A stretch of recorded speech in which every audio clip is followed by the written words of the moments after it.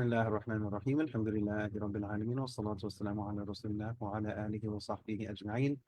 Welcome to another Ihsan Foundation for West Africa webinar to benefit the greater community, inshallah, in North America.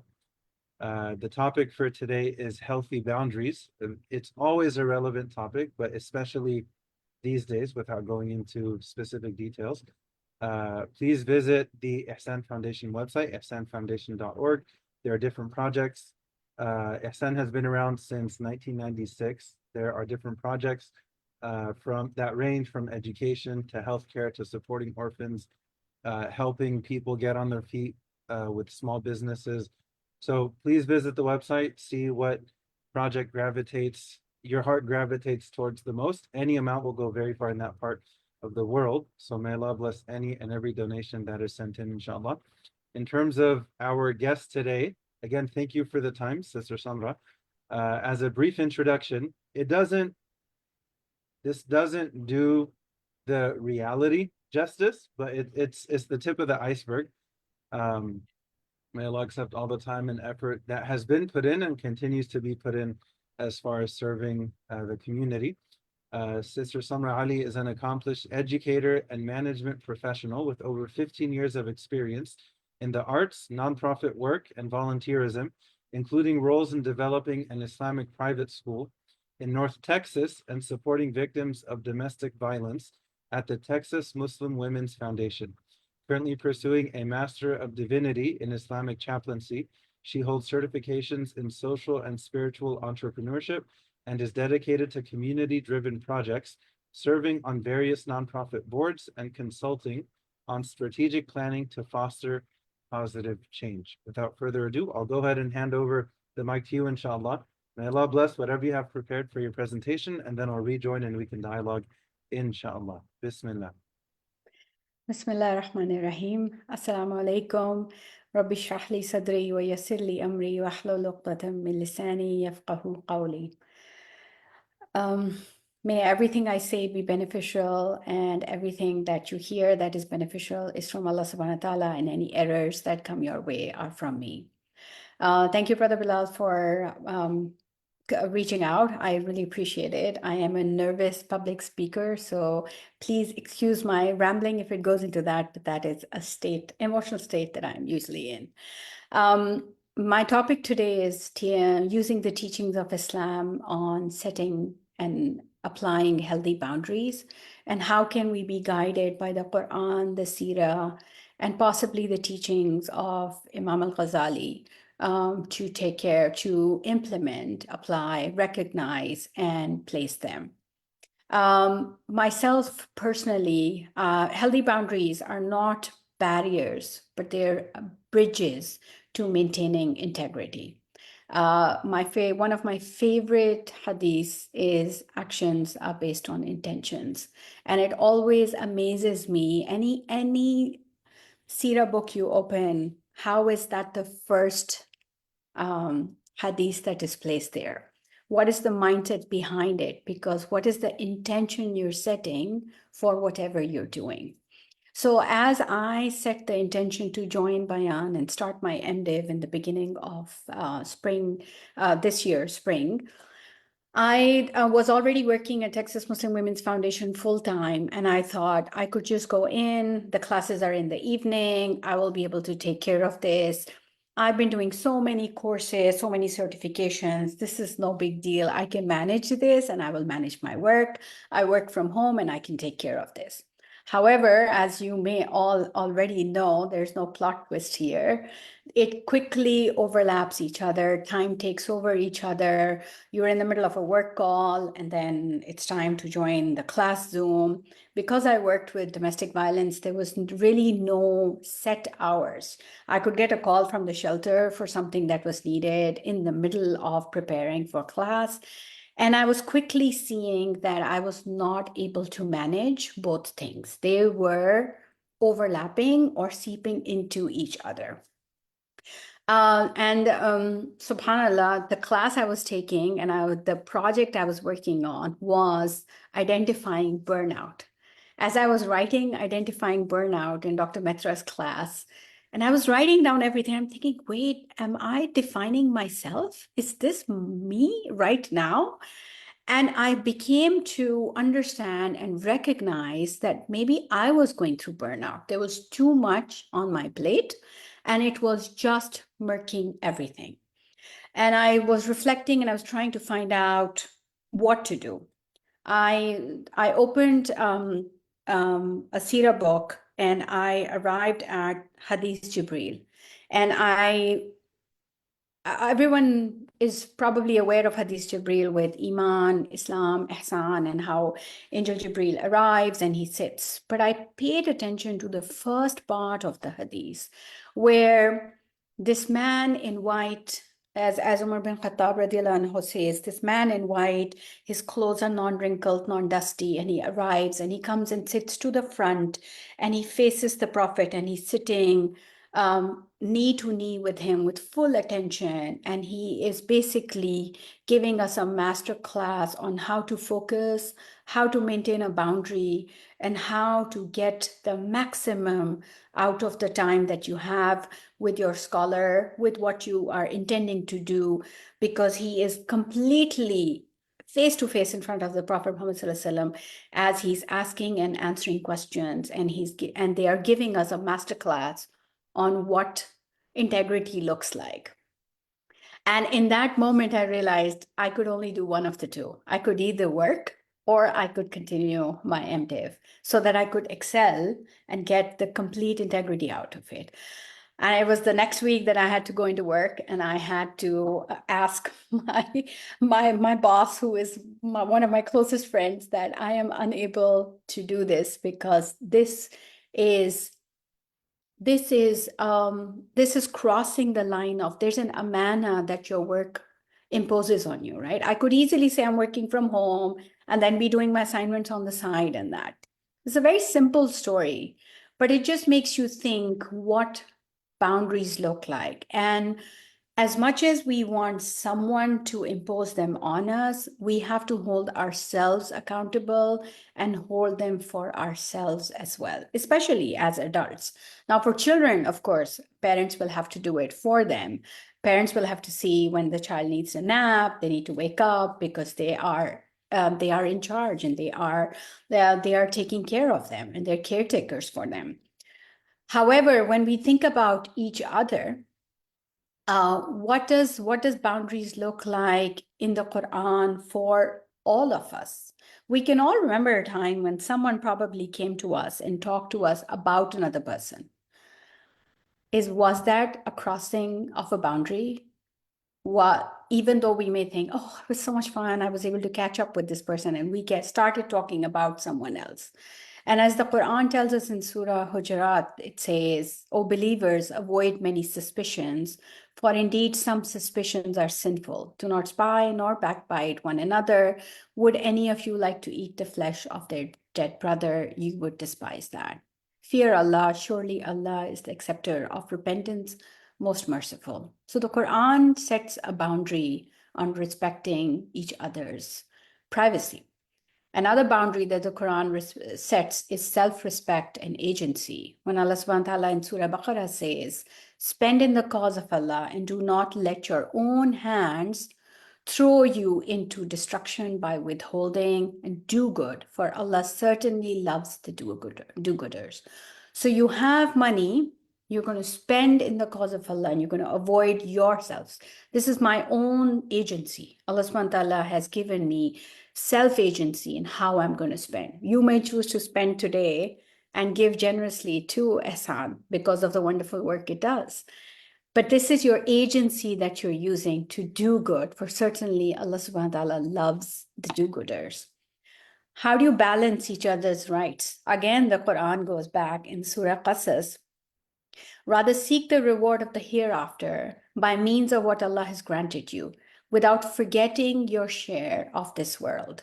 And be good to others as Allah has been good to you. Do not seek to spread corruption in the land, for Allah certainly does not like the corruptors. So if you even reflect on these ayahs, you may think these are all personal boundaries. How does that affect the community?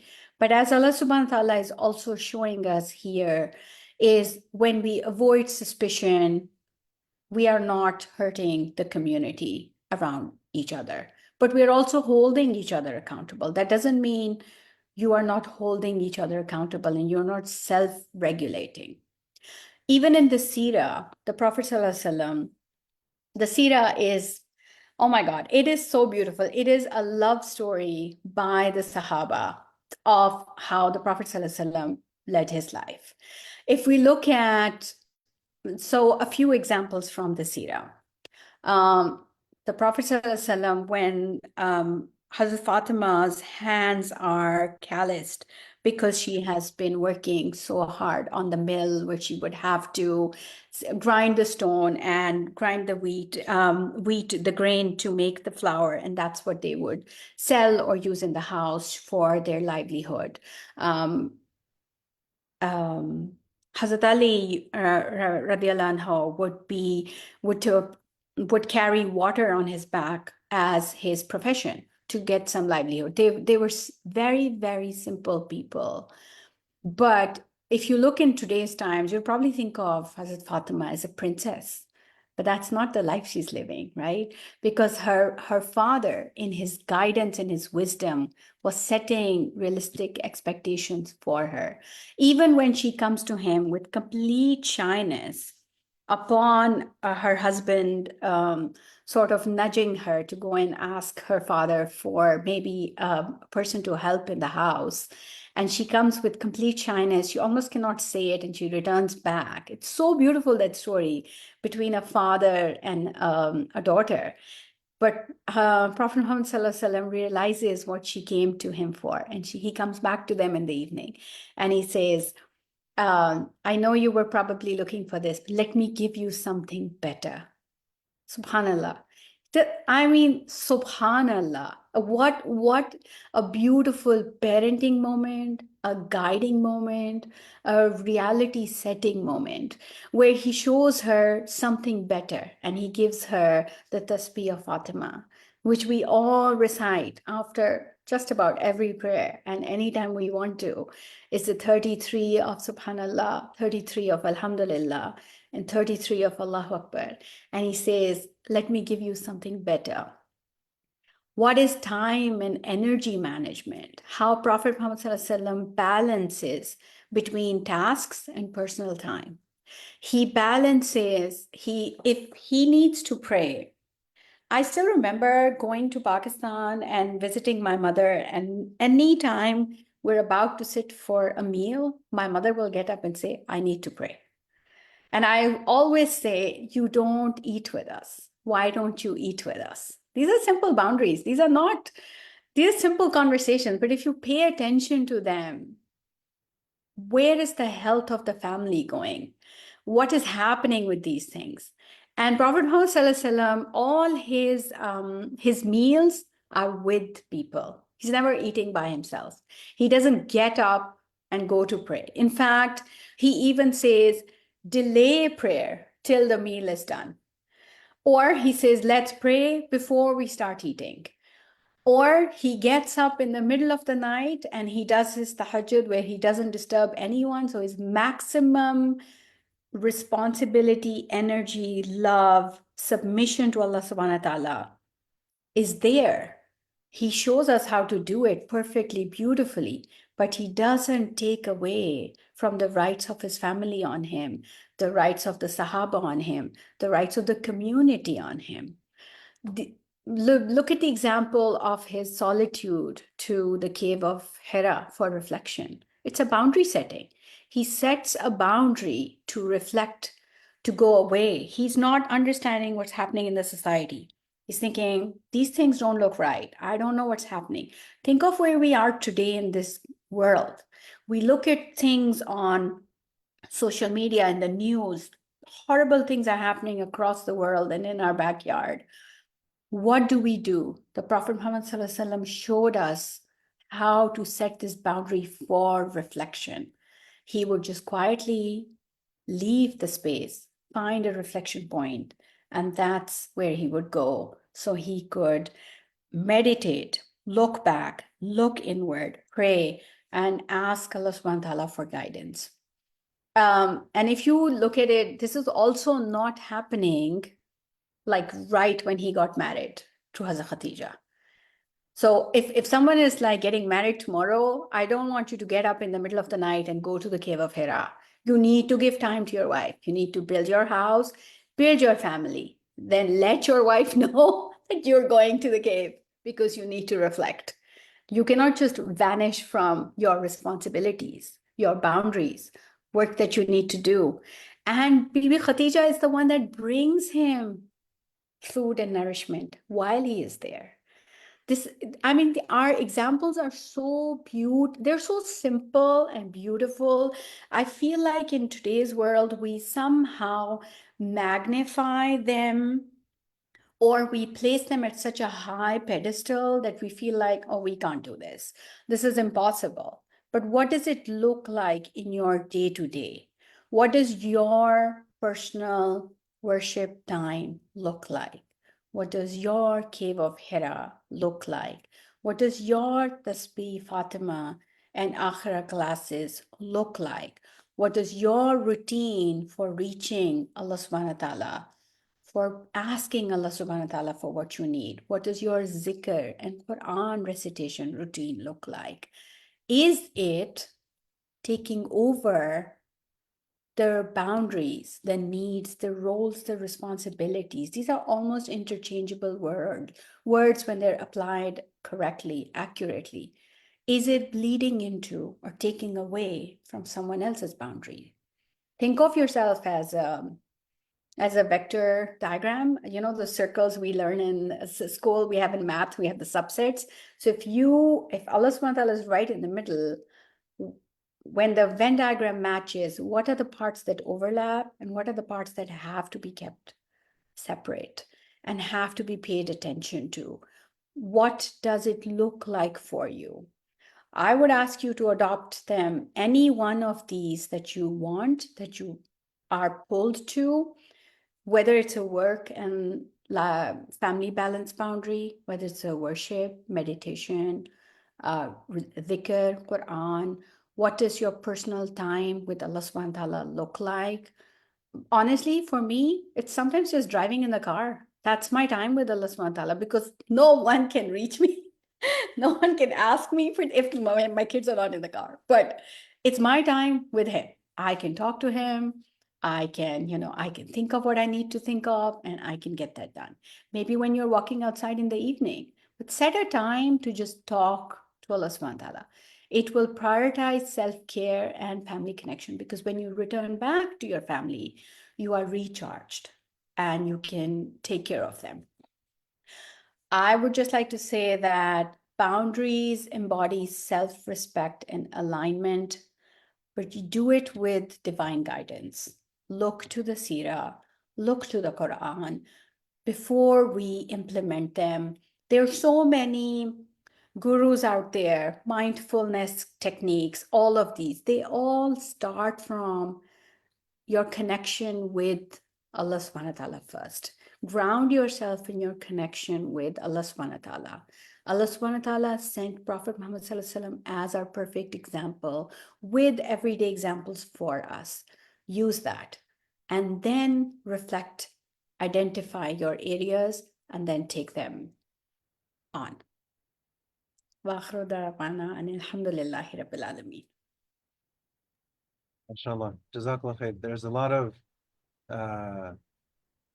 lot of nourishment contained in your thoughts and reflections. There's a lot of benefit, a lot of real life practical benefit. I like the metaphor of, what is your own personal cave of Hira?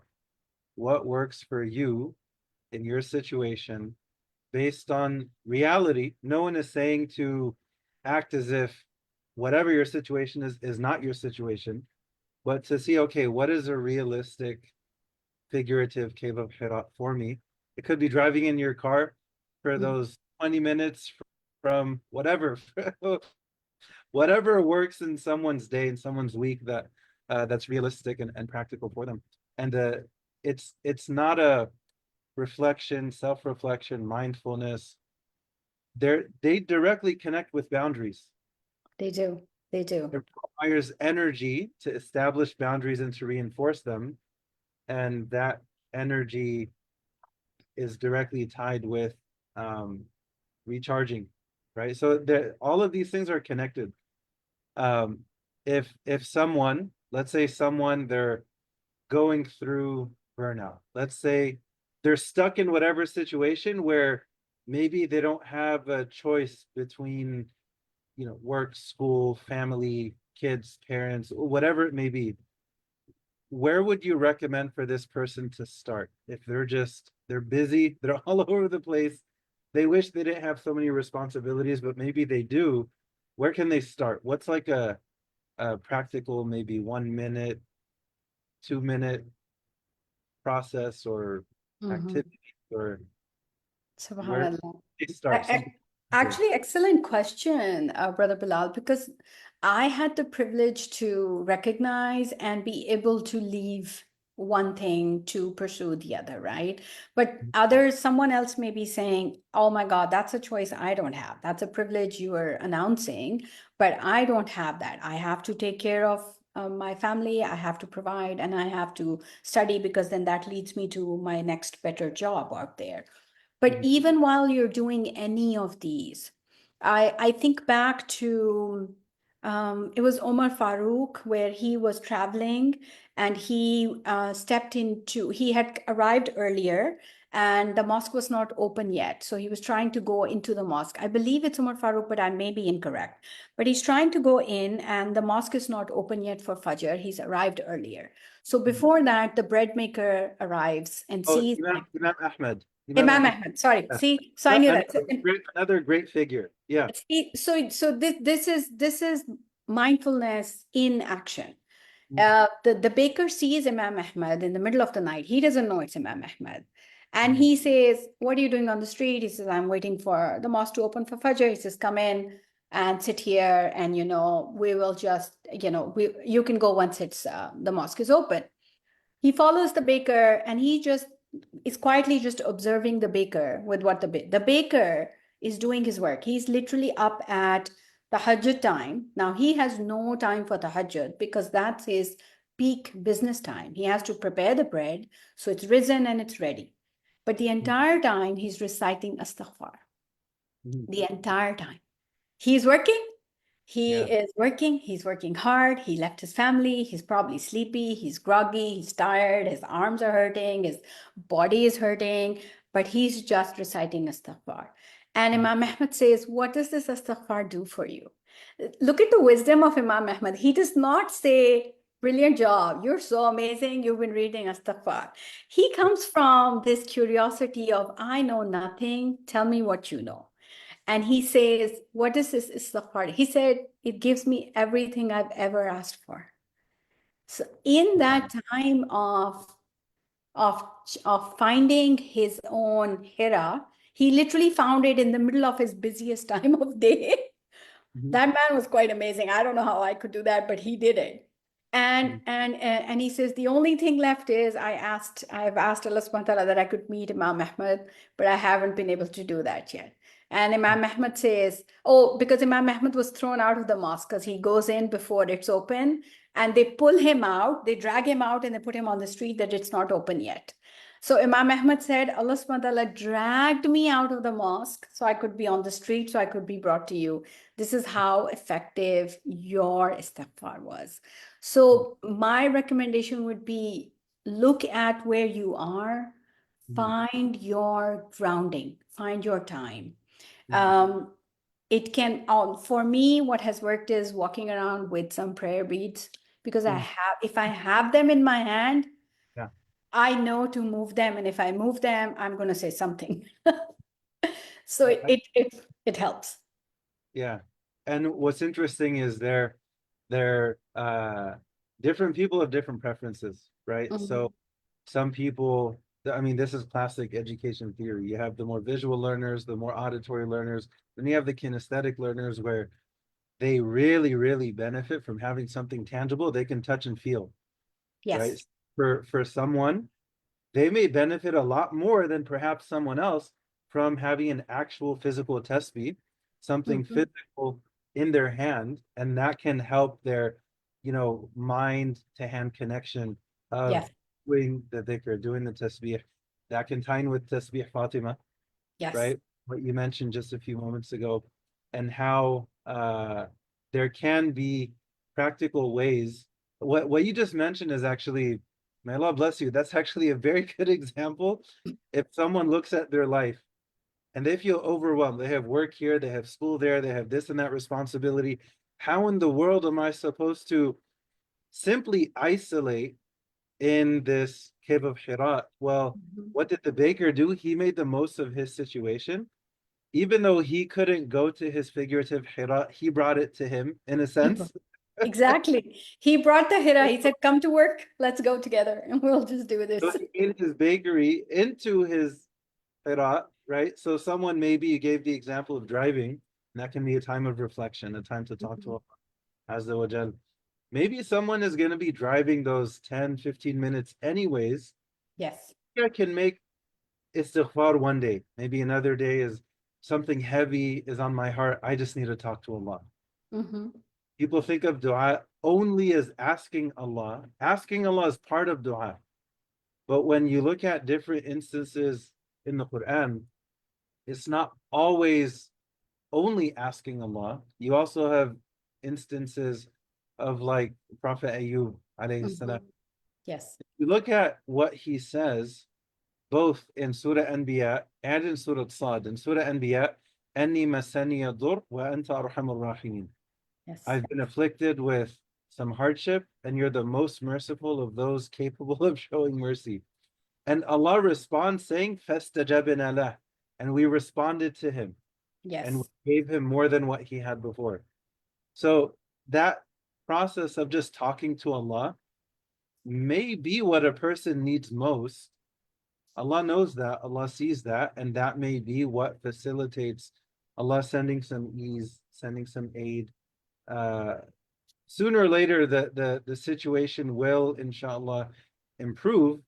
Maybe to one day have that luxury of maybe physically going to, Hmm. uh, their own cave of Hira. But in the meantime, the baker made istighfar where he has to bake the bread anyways. He has to do it. Yes. So let me make istighfar. It's a repetitive task, right? I tell you, I heard this sheikh in the Yaqeen 30 for 30, where he is talking about his baby daughter just crying as a baby, and he's trying to put her to sleep. So he said, I'm trying to put her to sleep, and she is not going to sleep. I think 90% of us well, 100% who've had babies, or 90% who've seen people with babies, know this movement of just shaking a baby and just trying to get them to sleep. And he said, as I was doing that, I was realizing I am getting, anxious and I'm getting tensed up. He said, then I started reciting Subhanallah wa bihamdihi Subhanallahil Azim. And as I'm doing that, I started doing that. And then for a good 20 minutes, I'm doing my tasbih, and she has gone to sleep. I have calmed down. There's a self-regulation that has happened, and she has gone to sleep. And he said, and then I thought, with every subhanallah wa bihamdihi subhanallahil azim, as promised by or as informed by Prophet Ibrahim alayhi salam during Mi'raj, is that a tree is planted in Jannah for you. He said that I am looking forward to seeing those trees and walking them with my daughter and showing her this is what happened when you were not going to sleep and we were able to build a garden together. So it was so beautiful the way he said it. I was like, oh man, I wish I knew this when my babies were crying. It's Yeah, just yeah. The baby is crying anyways. anyway, You're it's awake. happening. Yeah, yeah, you're awake anyways. So how Mhm. can there be really dhikr is so powerful and so beautiful in so many ways. It's so Mhm. simple, but it's also so impactful, so soothing, right? How And it it also automatically draws that boundary around you. feels. Because if you are grounding yourself in dhikr, a lot of things are simultaneously happening, right? We just recognize so many. Imam Humble is being dragged to your door. Your baby is going to sleep, and then this green, lush forest is being planted for you in heaven. You are doing the task that may be the most mundane, but now you are connected to Allah subhanahu wa ta'ala. So there's so much barakah in it. And barakah, I feel, is one of those words that almost does not have a translation in English. Because how can you explain it? Because it's so many things that are happening at the same time. Time is expanding, what you're getting out of it is expanding. But at the same time, if I am driving and something is not going the way it needs to go, but I'm constantly reciting some dhikr, or I'm having a conversation with Allah subhanahu wa ta'ala while I'm driving, I'm also setting this boundary. So boundaries are not just for keeping things out, they're also for keeping things in. So it's for keeping my faith and my connection with Allah subhanahu wa ta'ala in. And at the same time, it is protecting me while that action is happening around me, that I, on the outside, look like I have no control over. I'm stuck on, let's say, the Bay Bridge, right? I'm stuck on a Bay Bridge for 20 minutes and I'm just stuck there. But if I am constantly reciting my adhkar, I'm also being actively protected at that time. I am actively connected to Allah subhanahu wa ta'ala, and I'm also not thinking of other people, of gossiping, of things that went wrong, thinking bad about my boss, thinking weirdly about my teachers, thinking about something. Because so I have locked in my own self in something that's beautiful. And I've also been encapsulated and protected from other things that could be harming me.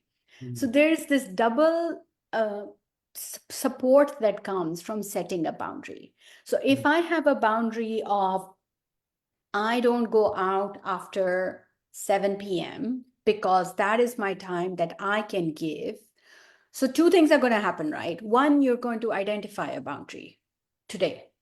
You're going to identify what is my boundary. Is my boundary that I'm going to connect to Allah subhanahu wa ta'ala when something really out of control is happening? Or the most mundane thing that happens in my day, I'm going to use that to connect to Allah subhanahu wa ta'ala. So you are plugging in to charge yourself while something is happening.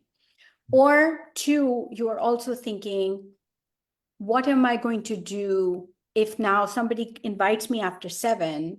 Am I able to hold this boundary? Because it doesn't happen by just setting the boundary. You also have to hold the boundary.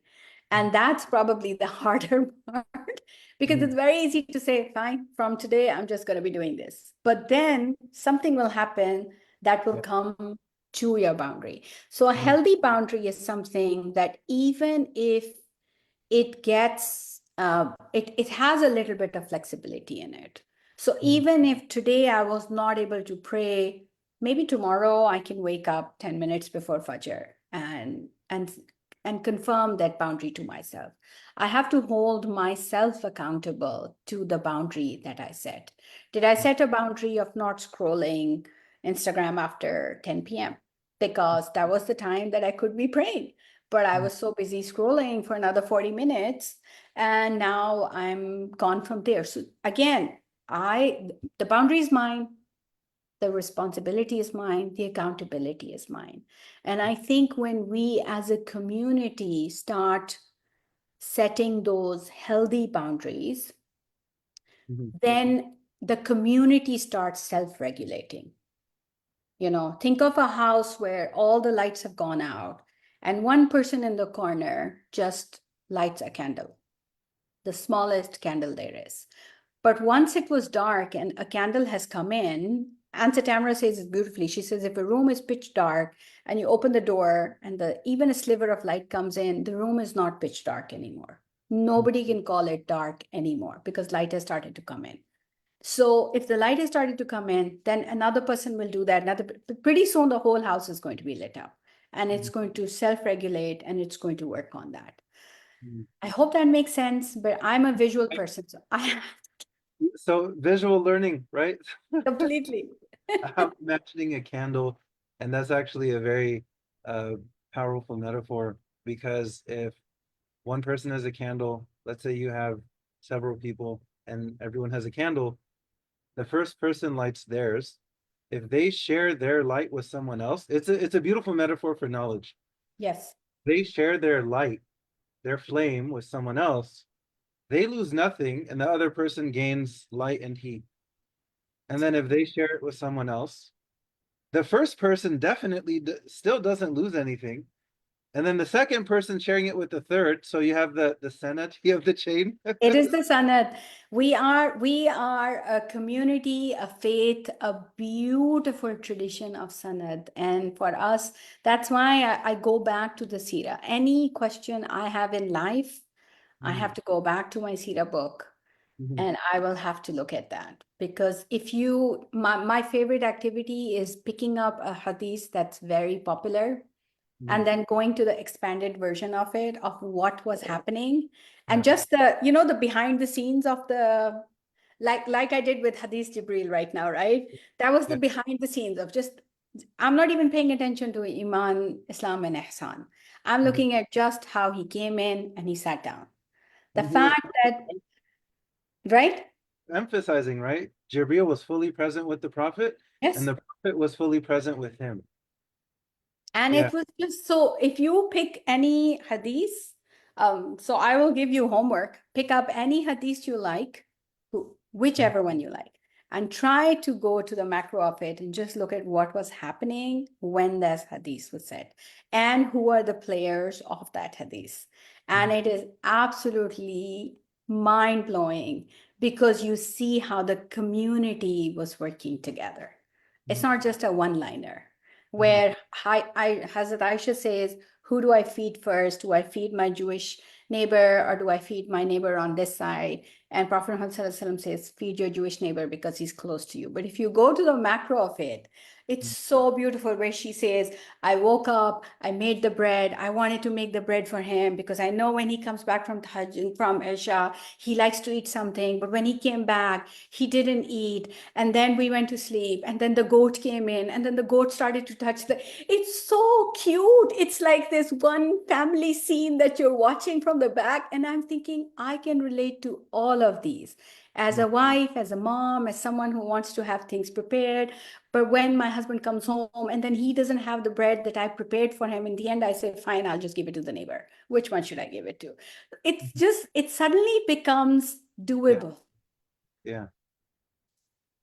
Yeah. These were real people, right? With Yeah. real scenarios. That's very relatable.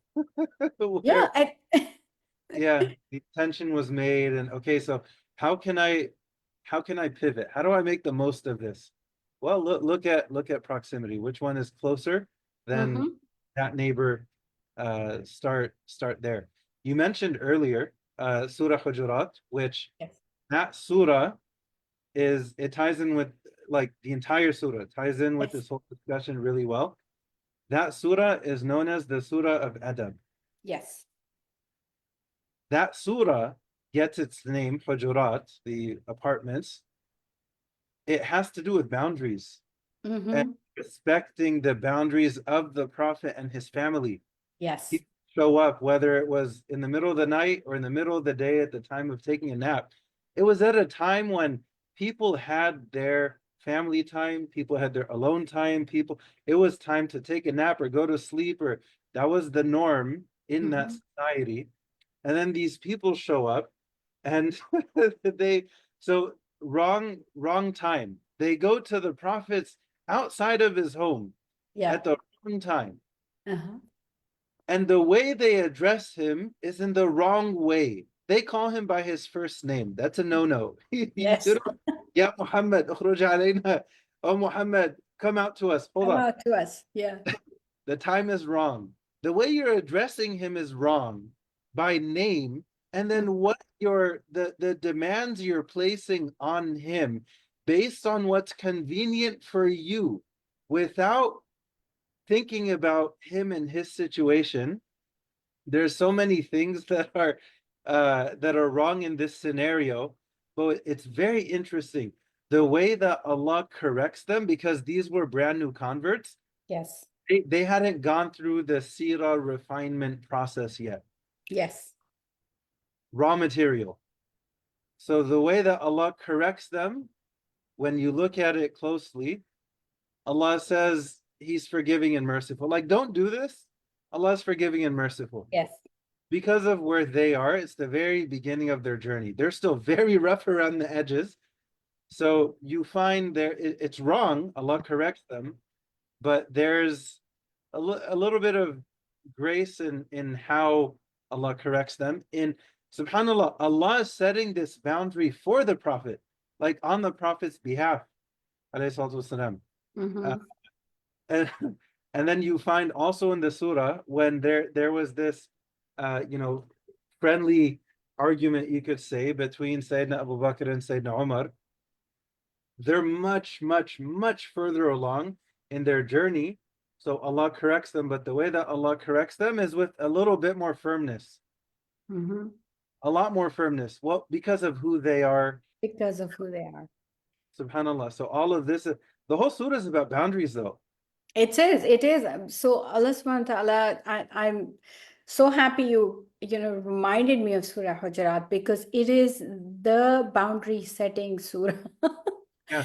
If you want to look at what boundaries look like and how they are also differentiated for who is being addressed. If it's a newcomer who does not know the rules, they are being dealt with a different set of mercy and rahma and openness, so it doesn't scare them away. And whereas the seasoned sahabas are dealt with differently, so that they can be corrected. And if you even think of it like as what you said, right? The Sira correction, the if you look at the school of Sira, you Mhm. cannot reprimand the preschoolers the way you would high schoolers, right? So you do differentiation, and Mhm. we somehow know how to apply these things very correctly. When I use the word boundary, someone will think of a city outer limits. Okay, where does this city end and this city begin?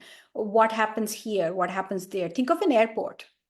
Mhm. Nobody crosses a boundary at an airport Mhm. ever. Mhm. We even see the sign that says this alarm will sign, we walk away from it because we're like, I'm not going there because they're just gonna just pull me away. I'm never gonna get my flight. I'm never gonna get where I want to go. I Mhm. always use the airport as the mental example for me to recognize boundaries. Mhm. You are not, even though TSA pre-check is taking so long, you're still going to do it because it's a boundary that's been set. Mhm. If you are now going to stand in line, if they say they need to see your suitcase, you're going to open your suitcase. Even though you were randomly selected, you're still going to stand there. You're not going to say, why was I randomly selected? Because it's not the time or place to challenge the boundary because you recognize that it's a boundary. But at the same time, if you're going to go to the gate early, arrive to the airport late, those are your flexible boundaries. So also recognize who you are in that boundary setting, and the boundary is there to bridge what your action is, what your intention is, and to do it with integrity. It's like that beautiful bridge that happens for you to be able to get from here to there with integrity. Yeah. Jazakallah khair for that visual. I'm a Always. learner, so so I appreciate all different avenues of learning, whether visual or listening, so auditory, kinesthetic, but that mind map, that Mhm. visual of, okay, when it comes to certain uh boundaries, setting expectations, I want to ask you something that's arguably at the core of this whole discussion. Mhm.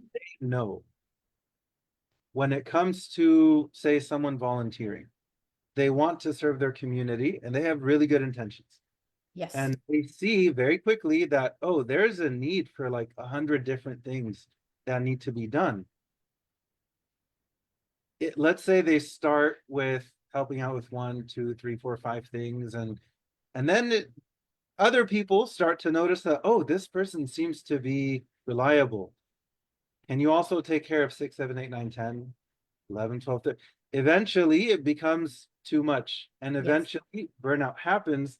So just to make up, arbitrary numbers, 1 year of over dedication may burn a person out, say for 10 years, True.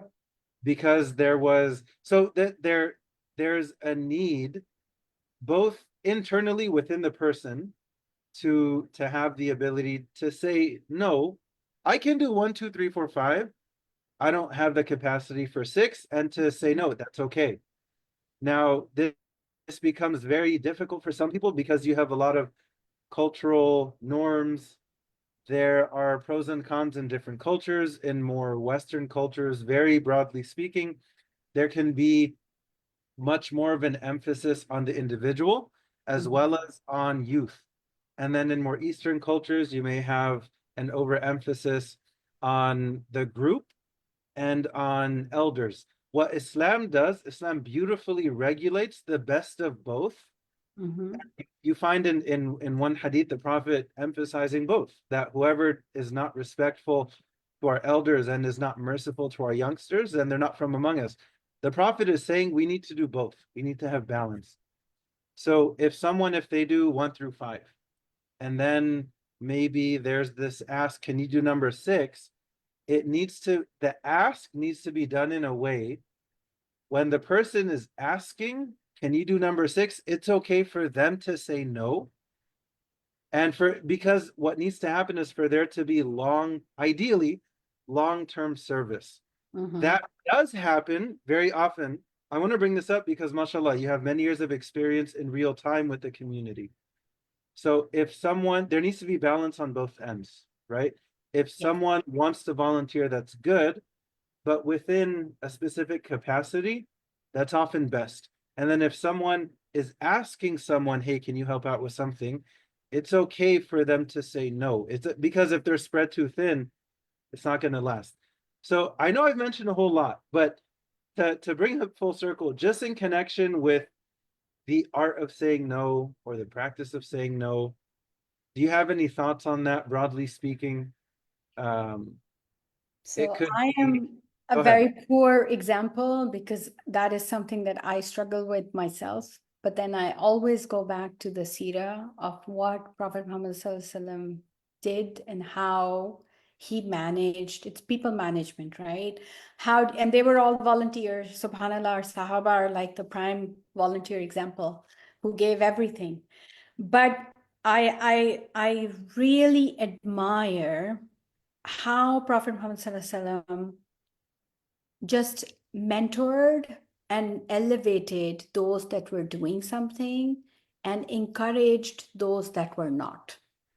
As in, for example, when they were collecting funds for Ghazwat Tabuk, and Osman Ghani comes in and he's like, I'm gonna just give to the entire military campaign is mine. So everybody's like, okay, we can just all pack up and go home because nobody can like compete with him. But Prophet Muhammad does not stop there. And this is for even for us as nonprofit fundraisers and these things. I always look at that example of how he appreciates what Osman Ghani does, but then he also continues to motivate the others, not to match. And this is what I sometimes notice even here, right? We say, oh, that one is coming every day. Can you also come every day? Because you didn't even give them an opportunity to recognize what they're doing. Prophet Muhammad said, put the 3 dates on the top of the pile. He gave the half a date more than even the military campaign. The amount of ahadith we have about half a date is you're like, okay, everybody needs to bring half a date because that's something really awesome and really loved because he appreciated. So from the one who is asking for volunteering should be available to appreciate what the other is giving, be receiving and be appreciative and recognize that there is effort that's being put in by them. And again, Surah Hujarat, don't imagine, don't assume, oh, I know he could have given so much more They could have just come here every week and they have this and this and this, and they have all this time and they could just come in and do this. Maybe there are other things that you don't know about, but if you appreciate, you may get more hours from them, or they may be so thankful that they will bring friends along who will end up giving more hours than them. How do we, as the person who's asking, so two things, right? The person who's asking for the volunteer, appreciate the volunteer, recognize the work. Do not compare it with the other volunteers' work. Be realistic in your asks of them and your appreciation of them. And number two, from the volunteer side, be very mindful of what you can do. Again, actions are based on intentions. This is an amana. When you are promising someone your time, it's an amana you've given them. Are you now going to be sadiq and amin in how you respond to what you said? I'm going to bring cookies for everyone who's going to be coming to the community iftar today.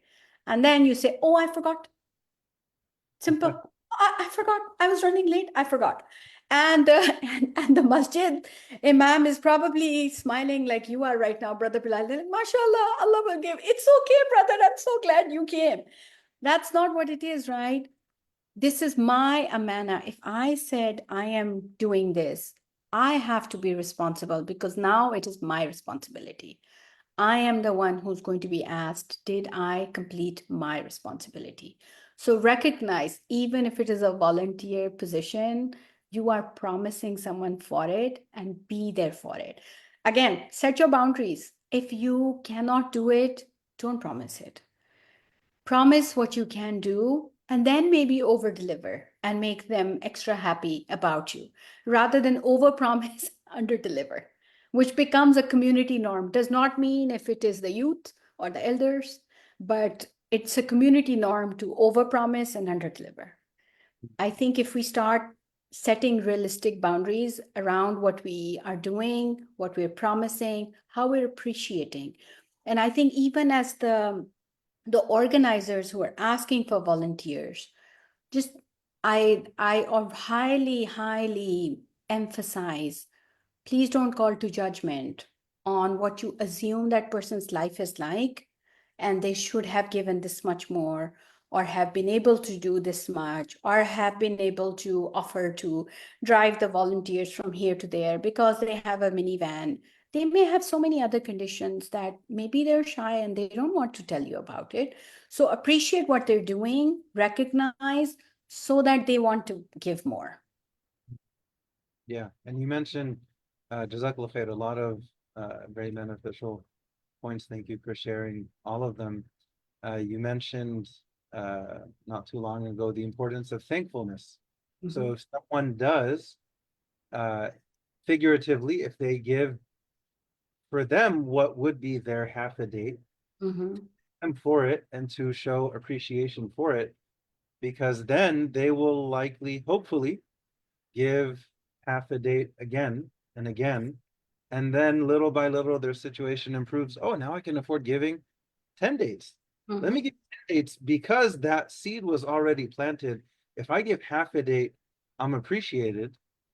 If I give 10 dates, I'm still appreciated. And so you mentioned something very important. The type of culture the Prophet created and cultivated was one of gratitude. Yes. And if we contrast it with, it's actually very interesting when you look at the mentality of the hypocrites at the time of the Prophet ﷺ. If someone came and gave a huge amount, here's the thing, because their hearts were unhealthy, the lenses that they looked at other people with were unhealthy. Yes. So because fi qulubihim marad, because in their hearts was a disease, if someone came and gave a huge amount, they would criticize it and say, oh, they're just giving a huge amount to show off. Yes. And if someone came and gave a tiny amount, what would they say? Allah is not in need of this tiny amount. What difference is this tiny amount going to make? No matter what someone gave, they saw it in a negative way. that's a reflection of them internally. Yes. But then you find the Prophet ﷺ, when someone gives a huge amount, I love the name that you used to describe Sayyidina Uthman, Uthman Ghani. Right? That's it's such a precise description of him because he was very, very rich, both internally and externally. Yes. In his heart, radiallahu an, and then also he would bring that richness to life through actually tangibly giving monetarily. Mm-hmm. He gives a huge amount, the Prophet appreciates it and is thankful. And then when someone, if someone were to give even half a date, it's actually very interesting. Not even a whole date, part of a date, Yeah. the Prophet's appreciating part of. You're not even gonna donate a whole. The mess just trying to raise $1 million. You Yes. can't even give $1. You're giving 50 cents. What difference is that gonna make in the eyes of the Prophet? That's noteworthy. That's praiseworthy. And Mm-hmm. then in another example, when the Prophet mentioned the person who gave water to a dog, Mm-hmm. monetarily nowadays that might be 50 cents, maybe $1. But Allah forgave them, gave them Jannah, because, like you mentioned at the beginning, the intention, The a intention. power of the intention. The power of intention holds you accountable. It Mhm. allows you to set your boundaries for what is happening. It allows you to set expectations. A lot of times, our boundaries are also in expectation setting Mhm. because I may give half a date and I expect to be called to the front of the masjid and be said, there, she gave half a date. She is so amazing. Because if my intention was I will be the half a date person who gets recognized, that intention is messed up. But if my intention was I am going to give what I can today in this time, in this moment, this is all I can give, or this is what I want to give for Allah subhanahu wa ta'ala, then Allah subhanahu wa ta'ala will reward you with anything. Because then it is left to be multiplied with the infinite. Mhm. But if I gave it in such a way with my own expectations, it is going to be multiplied with what those expectations are. Yeah, And then that number is usually a dividing number. And when you divide, you get less, yeah, yeah, always. yeah. But when you say, this is for Allah, and then Allah gives where He wants to give, how He wants to give, when He wants to give. But even what you said was so amazing, Brother Bilal. I just thought of how Prophet Muhammad SAW even set boundaries for himself in asking and giving. Mhm.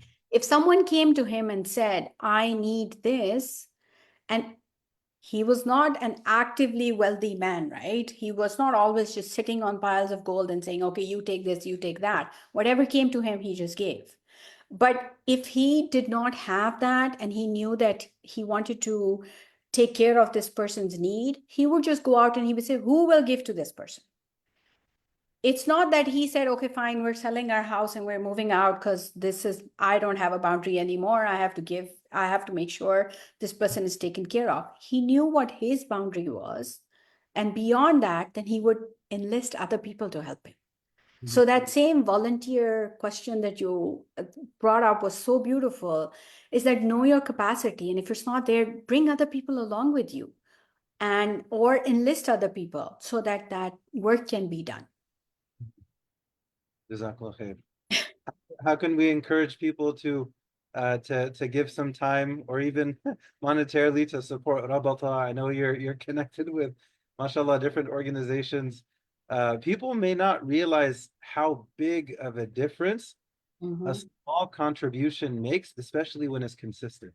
Yes.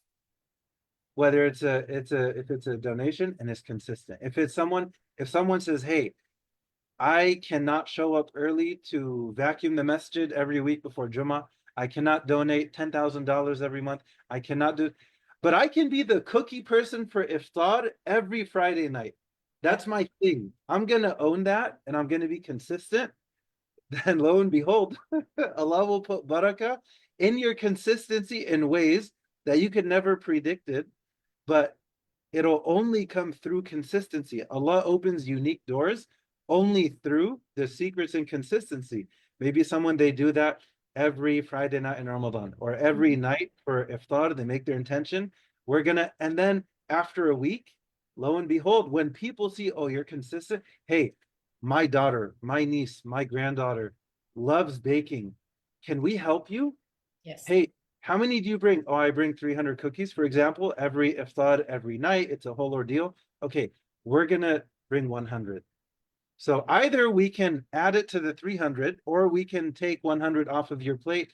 How can, if you remain consistent in your own path, eventually other people will come along the way to assist you, but there has to be that consistency first. And the Prophet laid it out so beautifully. Even if it's small, it can be small. It can be small. It can be the dhikr in the car. It can be when you're putting your baby to sleep. It can be when you're cooking, when you're cleaning, when you're doing the most mundane task. Connect to Allah subhanahu wa ta'ala. Develop your habit of talking to Him, asking Him, because it will set your internal and external boundary. At the same time, commit to what you can do. Don't overcommit. Because take it from our Prophet Muhammad Sallallahu Alaihi Wasallam. He was known for Sadiq and Amin. Even at the time of Hijrah, he had the amana of the kuffar that were, and he had to leave Ali radiallahu anhu behind to return the amana to them. Could have easily said, "Oh, they're after me. Let's just take this. This is what I'm taking right now. It's just going with me." But use our primary everyday teachings of Islam and Quran and the Seerah, and apply them in the way that it fits your life. Prophet Muhammad ﷺ was always connected to Allah subhanahu wa ta'ala. Be connected. He was setting boundaries, and he was recognizing, and he was not breaching. He was not taking away from his family and giving to the community. He was not taking away from the community, giving to his family. He was not taking away from Allah subhanahu wa ta'ala. In fact, the only one that he probably took away was his own sleep. He took away his time, but he gave it to wherever it was needed. Apply your boundaries. Use the Quran and Seerah to recognize what the boundaries look like. Because I think the one caution I would say is, if we start looking at the world outside and setting boundaries, they can sometimes set us away from what the right path is. So recognize what your boundary needs to look like from the Quran and Seerah. Apply it to today. Stay on it. Actions are based on intention, and just walk the path. One step at a time. Mm-hmm. Little by little. Alhamdulillah. Yes. Jazakallah khair. I thank you again for your time, especially given all the different hats that you wear, or maybe I should say hijabs that you Yes. wear. From family to this, to community and school, and alhamdulillah, may Allah put blessing in your time, in your efforts. May Allah bless your family, because this can't happen without some kind of support behind the scenes, and for there to be on each of our ends. So alhamdulillah, we thank Allah for the support systems that He's granted us, and we ask Allah to bless them, and we ask Allah to make it easy for us to take anything of benefit from what was shared today, from what you shared today, and to put it in practice little by little as best we can. We hope and we pray that these words are proof for us on Judgment Day, not against us. We can go ahead and wrap up, inshallah. سبحانك اللهم وبحمدك نشهد أن لا إله إلا أنت نستغفرك ونتوب إليك. بسم الله الرحمن الرحيم. والعصر إن الإنسان لفي خسر إلا الذين آمنوا وعملوا الصالحات وتواصوا بالحق وتواصوا بالصبر. جزاكم الله خير. السلام عليكم. Oh my God.